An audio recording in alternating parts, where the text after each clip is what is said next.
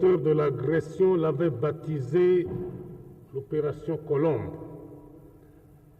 Cette agression qui défraie la chronique internationale a été caractérisée par des pillages, des viols, des assassinats gratuits et de nombreux actes de vandalisme et de terrorisme.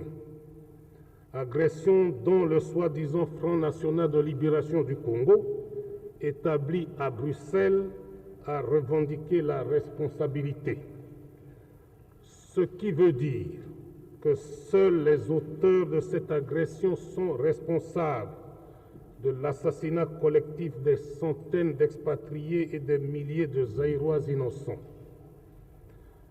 L'objectif poursuivi par les agresseurs et leurs maîtres à penser était notamment, premièrement, de déstabiliser l'économie zaïroise au moment où nous avons lancé un plan d'urgence de redressement économique qui porte mon nom.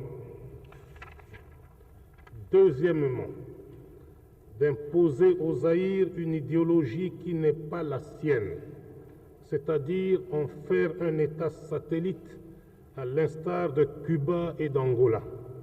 Troisièmement, de s'emparer des richesses minières que recèle le sous-sol zaïrois, notamment le cuivre, le cobalt, l'uranium, l'étain, le manganèse, dont l'Union soviétique et ses satellites ont grandement besoin. Malheureusement, mon pays, avec l'avènement du MPLA au pouvoir en Angola, installé de force par les Cubains et par les Russes, depuis lors, il faut retenir ça, messieurs et mesdames. Depuis cette installation, 2 agressions. Et pendant 10 ans, de 65 à 75, il n'y avait pas de MPLA, ni de Russes, ni de Cubains en Angola. Paix totale au Zaïre.